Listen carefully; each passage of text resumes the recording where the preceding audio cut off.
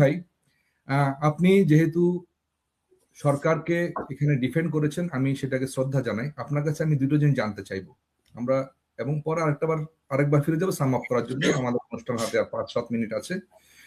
সেটা হলো গিয়ে, যেটা শকত ভাইয়ের কথা রেফারেন্সে, যে ভারতের প্রতি জ্বালানি নির্ভরতা। আমরা অলরেডি বিদ্যুৎ নির্ভর হয়ে ভারতের কাছে আমরা বিদ্যুৎ পাই না পাই ক্যাপাসিটি চার্জ দিচ্ছি। এখন বিদ্যুৎ এবং জ্বালানি মন্ত্রী মিস্টার টুকু ইনি বলছেন যে আমরা ভারত রাশিয়া তেল আমদানি করবে এবং সেখানে রিফাইন করবে, আমরা ভারত থেকে তেল আমদানি করব। এই ব্যাপারে আপনি আপনার মতামতটুকু তুলে ধরবেন। আর শকত ভাই একটা সুন্দর কথা বলেছেন যে মানুষ আউটকাম এন্ড রেজাল্টটা দেখে। সেক্ষেত্রে সরকারের সদিচ্ছা, সরকার যথেষ্ট সদিচ্ছা রাখছে এবং তারা বিভিন্ন ধরনের উদ্যোগ নিচ্ছে। সেক্ষেত্রে আপনার কোনো পরামর্শ থাকলে বলুন। আর দ্বিতীয় যে ব্যাপারটা হলো যে তারেক রহমান সাহেবের তার দলের উপরে নিয়ন্ত্রণ, উনি 17 বছর দেশের বাইরে ছিলেন, নিয়ন্ত্রণ কতটুকু আছে, এবং ওনার দলের যে মহাসচিব উনি গতকালকে প্রধান বিরোধী দলকে নির্মূল করতে চায় বাংলাদেশ থেকে, এই যে একটি কন্ট্রোভার্সিয়াল কথা বলেছেন, এই বিষয়ে আপনি যদি একটু ব্যাখ্যা দিয়ে জনগণের কাছে পরিষ্কার করতেন কথাটা। ধন্যবাদ আপনাকে। বলুন মিস্টার হুমায়ুন। ধন্যবাদ জিয়া ভাই। শকত ভাই তেল নীতির কথা বলেছেন। তো এই তেল নীতি প্রণয়ন করার জন্য সময়ের প্রয়োজন এবং এখানে কাজ চলছে, বিভিন্ন সোর্সিং চলছে বা সরকার যেটা চেষ্টা করছে। আমরা গতকালকেও দেখলাম ইরান সরকারের সঙ্গে দ্বিপাক্ষিক আলোচনার মাধ্যমে বাংলাদেশের তেল আমদানির জাহাজগুলোকে ওরা নির্বিঘ্নে চলাচলের জন্য পারমিশন দিচ্ছে এবং আসছে। তবে আমি মনে করব আমাদের খুবই গুরুত্বপূর্ণ কথা যেটা শকত ভাই বলেছেন, আমাদের সেকেন্ড বা থার্ড রিফাইনারি আমাদের করা উচিত। আমাদের নিজেদের তেলের প্রয়োজন ডিমান্ড অনুযায়ী আমরা নিজেরাই পরিশোধন করতে হবে। এখন সেটা রাশিয়া হতে পারে, আমেরিকা হতে পারে, অন্যান্য আমাদের মিডল ইস্টার্ন কান্ট্রিগুলো থেকে হতে পারে।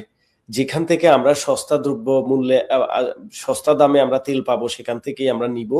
তবে আমাদের ভারতের প্রতি, ভারত যেহেতু আমাদের সঙ্গে অন্যায় করেছে দীর্ঘদিন, আমাদের ভারতের প্রতি নির্ভরতা আমাদের কমাতে হবে।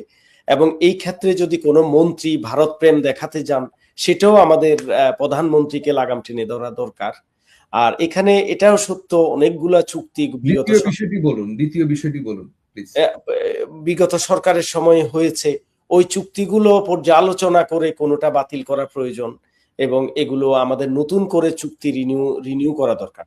তবে আমাদের এই তেলের পাশাপাশি বিশ্ব এখন রিনিউয়েবল এনার্জির দিকে যাচ্ছে, আমাদের রিনিউয়েবল এনার্জির দিকে ফোকাস দিতে হবে, আমাদের সোলার প্যানেলের দিকে আমাদের ফোকাস দিতে হবে এবং আমাদের বিশ্বের কোথায় কি আছে আমরা চায়নার দিকে অনুরোধ করতে পারি, হাত বাড়াতে পারি আমাদেরকে রিনিউয়েবল এনার্জির দিক দিয়ে আমাদেরকে স্বয়ংসম্পূর্ণ করার জন্য। আমার মনে হয় তেলের উপর আমাদের সেই নির্ভরশীলতা আস্তে আস্তে কমে আসবে এবং আমাদের যাই কিছু করেন আন্তর্জাতিক দ্বিপাক্ষিক বিভিন্ন দেশ থেকে সোর্সিং করা রিনিউয়েবল এনার্জি দিকে আমরা এগিয়ে গিয়ে আমাদের প্রোডাকশন পর্যন্ত যেতে আমাদেরকে একটু সময় লাগবে, আমাদের জাতিকে কষ্ট করতে হবে। তবে মানুষজন আসলে রেজাল্ট চায়। এখন মানুষজনের কাছে আমি একটা জিনিস সরকারকে বলবো, লুকোচুরি না করে আমলাদের গদবাদা কথা শিখিয়ে দেয়া কথা না বলে সত্যটা তুলে ধরা, তাতে মানুষের কষ্ট আরো কমবে। এখন মানুষ এমনি গরমে কষ্ট পাচ্ছে, ফ্যান চলছে না, লাইট পাচ্ছে না, এসি চলছে না, তার উপরে যদি বলে যে আমার রিজার্ভ আছে পর্যাপ্ত, মানুষ রাস্তায় তেল পাচ্ছে না, তো এটাতে হবে না। এইটা মানুষ দ্বিতীয় বিষয়টি নিয়ে বলবেন কি, ওই যে রাজনৈতিক যেই বক্তব্যটি দিয়েছেন আমাদের বিএনপির মহাসচিব, রাজনৈতিক বক্তব্য যদি উনি, এটা আমি মনে করি না কোনো অগণতান্ত্রিক কথা কেউ বলুক এবং এটা আমরা নতুন প্রজন্ম আমরা আশা করি না।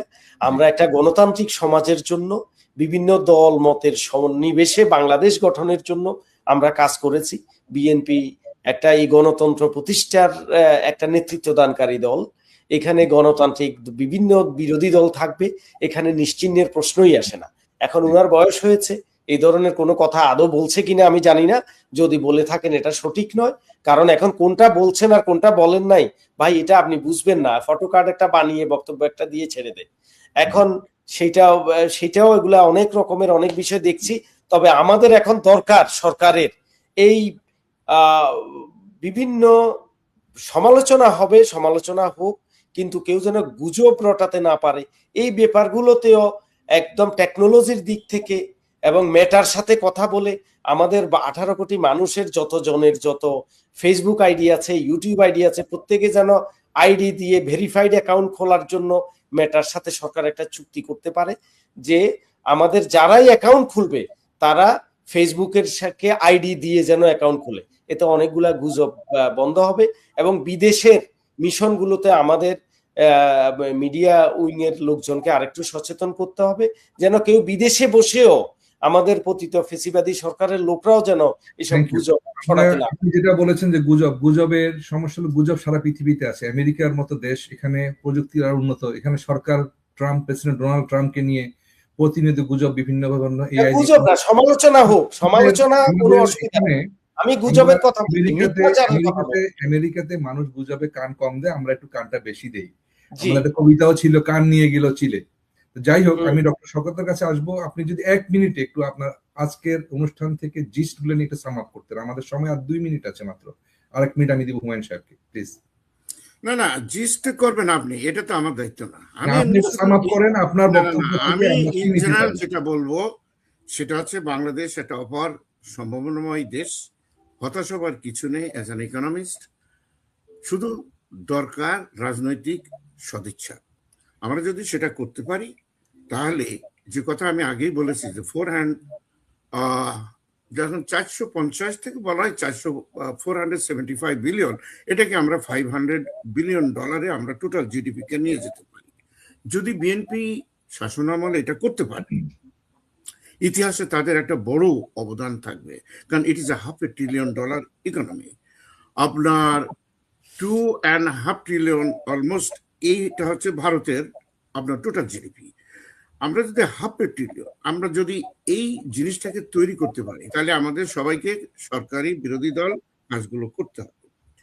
বিরোধী দল নিয়ে আমার একটা কথা আছে শুধুমাত্র, যে তারা যেন কোনো রকম ট্রাপে পড়ে খালি জুলাই না করে বাংলাদেশের এই যে অর্থ পাচার যে জিনিসগুলো আপনি তুলে ধরেছেন, আমরা সবাই বলছি এই জিনিসগুলো নিরোধের জন্য যে ফাইন্যান্সিয়াল মার্কেট রেগুলেশন, এই বিষয়গুলো নিয়ে বিস্তারিত আমার বইও আছে, লেখাও আছে। আমি দাবিও করেছিলাম ফাইন্যান্সিয়াল ট্রাইব্যুনাল গঠন করার, এখনো সেটা আছে অনলাইনে। আমরা এই জিনিসগুলো করতে হবে অত্যন্ত সদিচ্ছার ভিত্তিতে, রাজনৈতিক ধানাই ফানাই না করে। দেশের যেহেতু আপনার অনুষ্ঠান সম্ভাবনাময়, আমরা এই নিয়ে কথাবার্তা বলতে পারি। তবে আমরা বিশ্বাস করি, আমরা দেশে এবং বিদেশে যারা থাকি, যে আমরা সুন্দরভাবে দেশটাকে গড়ার জন্য আমরা এগিয়ে যেতে পারি। আমরা এই পর্যন্ত তাই করেছি, ইনশাআল্লাহ ভবিষ্যতেও আমাদের এই প্রচেষ্টা অব্যাহত থাকবে। ধন্যবাদ আপনাকে ডক্টর শওকত আলী, আপনার চমৎকার কনক্লুশনের জন্য। আপনি ঠিকই বলেছেন, আমরা দেশের সম্ভাবনার জন্য কাজ করি, আমরা প্রত্যেকে রেমিটেন্স যোদ্ধা। আমরা প্রতিনিয়ত বাংলাদেশকে এগিয়ে নিয়ে যাওয়ার জন্য বাংলাদেশেও কাজ করছি, আবার বাংলাদেশের এক একজন অ্যাম্বাসেডর হিসেবে বিশ্বের প্রতিটি প্রান্তে বাংলাদেশের মুখ উজ্জ্বল করার জন্য কাজ করছি। তো আমারও একই কথা, যে সরকারও বা দেশের ভাবমূর্তি এবং জিডিপির জন্য কাজ করবে, এবং আরো যা যা পরামর্শ দিয়েছেন আপনাকে ধন্যবাদ। আমি এখন হুমায়ুন সাহেবকে, মিস্টার হুমায়ুন পাটোয়ারি, আপনি যদি আপনার বক্তব্যটাকে সাম আপ করে সম্ভাবনা বাংলাদেশের দর্শকদের জন্য কিছু বলতেন, প্লিজ। ধন্যবাদ। বাংলাদেশ একটি সম্ভাবনাময় দেশ। আমরা শূন্য থেকে উঠে আসা একটা জাতি, আমরা অনেক কিছুই করতে পারি, আমরা হতাশ নই। আমরা মনে করি আগামীতে আমরা যে স্বপ্ন নিয়ে যে বাংলাদেশটাকে আমরা যে জায়গায় দেখতে চাই, আমাদের এই প্রবাসীরা বাংলাদেশের স্বাধীনতা যুদ্ধে অবদান রেখেছে, বাংলাদেশের অর্থনীতি ধরে রাখতে অবদান রেখেছে, এবং আগামীতেও এই প্রবাসীদের রেমিটেন্সের উপর বাংলাদেশের ইকোনমি, বাংলাদেশের সবকিছু নির্ভর করছে। এবং আগামীতে এই প্রবাসীদেরকে বিভিন্ন ক্ষেত্রে যেসব ট্যালেন্টেড প্রবাসী আছে তাদেরকে বাংলাদেশের অ্যাম্বাসেডর হিসেবে নিয়োগ করে বা সুযোগ করে দিয়ে বা প্রবাসীদের স্বীকৃতি দিয়ে তাদের কাজের, তাদেরকে আরো বেশি করে বাংলাদেশের অর্থনৈতিক উন্নয়নে, টেকনোলজিতে, তা এই যে বিদ্যুতের সমস্যার সমাধানে, তেলনীতি ঘোষণায়, সকল ক্ষেত্রে আরেকটু যদি আমাদের যেসব বিদেশে কর্মরত যেসব বাংলাদেশি আছে তাদের ইনভলভমেন্ট নিয়ে আমরা যদি এগিয়ে যেতে পারি, এবং রিনিউয়েবল এনার্জির ক্ষেত্রে আমাদের মনে হয় কোনো সমস্যাই আমাদের সমস্যা থাকবে না, এবং আমরা একটা সুন্দর মানবিক। আপনি একটু চমৎকার কথা বলেছেন। এই কথাটি ভয়েস ফর গ্লোবাল বাংলাদেশিদের একজন এক্সিকিউটিভ হিসেবে আমরা তিনজনই আছি, আমরা এটা বলতে পারি কথাটা যে আমরা বাংলাদেশের রাজনীতিতে, সংসদে এবং জনপ্রতিনিধি হিসেবে বিদেশিরা যারা এদেশের বিভিন্ন দেশে আছেন তাদেরকে প্রতিনিধি হিসেবে সরকার যাতে তারা নির্বাচন অংশ নিতে পারে বা জনপ্রতিনিধি হতে পারে সেই বিষয়টি নিয়ে সংসদে আইন পাশ করবে। এটি একটি ভয়েস ফর গ্লোবাল বাংলাদেশের একটি অন্যতম এজেন্ডা। এর আগের এজেন্ডা যেটা ছিল যে ফরেন ডায়াসপোরাদেরকে ভোটাধিকার প্রয়োগের সুযোগ দেওয়া, সেটাতেও আমরা সফল হয়েছি। প্রিয় দর্শক, আমরা এই দুইজন অতিথিকে নিয়ে আবারও আমাদের অনুষ্ঠানে ফেরত আসবো আগামী পর্বে।